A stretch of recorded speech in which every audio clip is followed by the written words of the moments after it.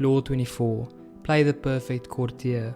The perfect courtier thrives in a world where everything revolves around power and political dexterity. He has mastered the art of indirection. He flatters, yields to superiors, and asserts power over others in the most oblique and graceful manner. Learn and apply the laws of courtiership, and there will be no limit to how far you can rise in the court. A courtier is someone who attends a royal court as an advisor or companion to the king or queen. To be a courtier was a dangerous game because they were often used as a scapegoat.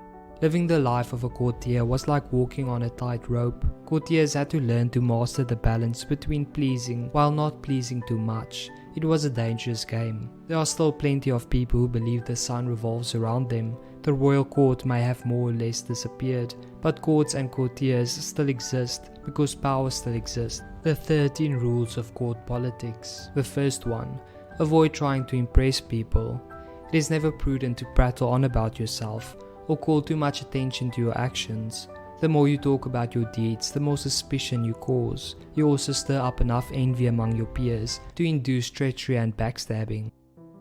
The second one, practice nonchalance. Your talent must appear to flow naturally, with an ease that makes people take you for a genius rather than a workaholic. It is better for them to marvel at how gracefully you have achieved your accomplishment than to wonder why it took so much work. The third one, be frugal with flattery. It may seem that your superiors cannot get enough flattery, but too much of even a good thing loses its value. It also stirs up suspicion among your peers. Learn to flatter indirectly. The fourth one, arrange to be noticed. There's a paradox. You cannot display yourself too brazenly, yet you must also get yourself noticed. This task requires much art.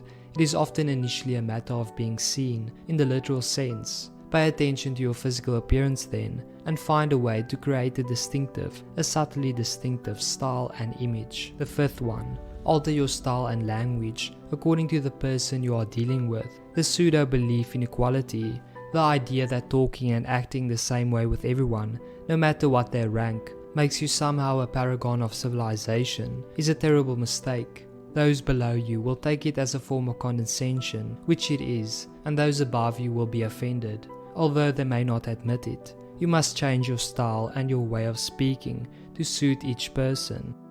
Number 6. Never be the bearer of bad news. The king kills the messenger who brings the bad news. You must make sure that the lot of the bearer of bad news falls on a colleague, never on you. Bring only good news and your approach will gladden your master. The seventh one. Never affect friendliness and intimacy with your master. He does not want a friend for a subordinate. He wants a subordinate. Never approach him in an easy, friendly way or act as if you are on best terms. That is his prerogative. If he chooses to deal with you on this level, assume a wary friendship. Otherwise, err in the opposite direction and make the distance between you clear. Number 8. Never criticize those above you directly, but there are often times when some sort of criticism is necessary. To say nothing or to give no advice would open you to risks of another sort. You must learn then to couch your advice and criticism as indirectly and politely as possible. Think twice or 3 times before deciding you have made them sufficiently indirect. Err on the side of subtlety and gentleness. In ancient China, the Chinese emperor was considered more than a man. He was a force of nature. His kingdom was the center of the universe, and everything revolved around him. He embodied the world's perfection. To criticize him or any of his actions would have been to criticize the divine order. No minister or courtier dared approach the emperor with even the slightest cautionary word. But the emperors were only human, and the kingdom suffered greatly by their mistakes. Inserting sightings of strange phenomena in the court chronicles was the only way to warn them. The emperor would read of geese flying backwards and moons out of orbit and realize that he was being cautioned. His actions were unbalancing the universe and needed to change. For Chinese courtiers, the problem of how to give the emperor advice was an important issue. Over the years, thousands of them had died trying to warn or counsel their master. Their criticisms had to be made indirect. The chronicles were their solution. Identify no one person as the source of criticism. Make the advice as impersonal as possible, but let the emperor know the gravity of the situation. Your master is no longer the center of the universe, but he still imagines that everything revolves around him. When you criticize him, he only sees the person criticizing, not the criticism itself. Like the Chinese courtiers, you must find a way to disappear behind the warning. Use symbols and other indirect methods to paint a picture of the problems to come, without putting your neck on the line. Number 9. Be frugal in asking those above you for favors.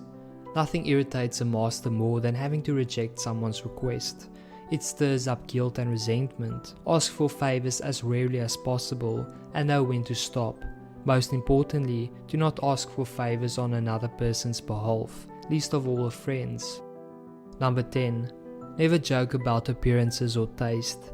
A lively wit and a humorous disposition are essential qualities for a good courtier, and there are times when vulgarity is appropriate and engaging, but avoid any kind of joke about appearances or taste, to highly sensitive areas, especially with those above you. Do not even try it when you are away from them, you will dig your own grave.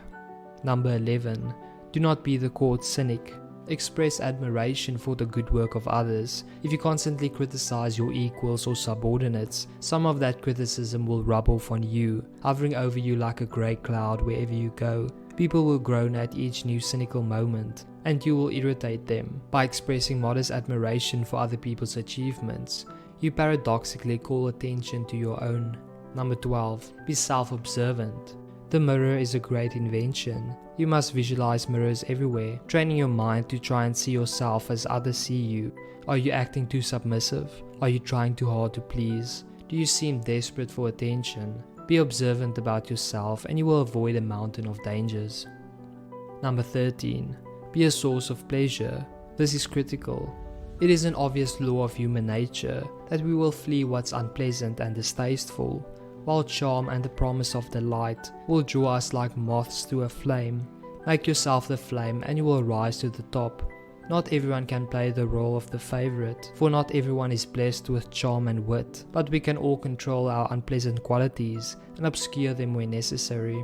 A man who knows the court is master of his gestures, of his eyes and of his face. He is profound, impenetrable. He dissimulates bad officers, smiles at his enemies, controls his irritation, disguises his passions, belies his heart, and speaks and acts against his feelings.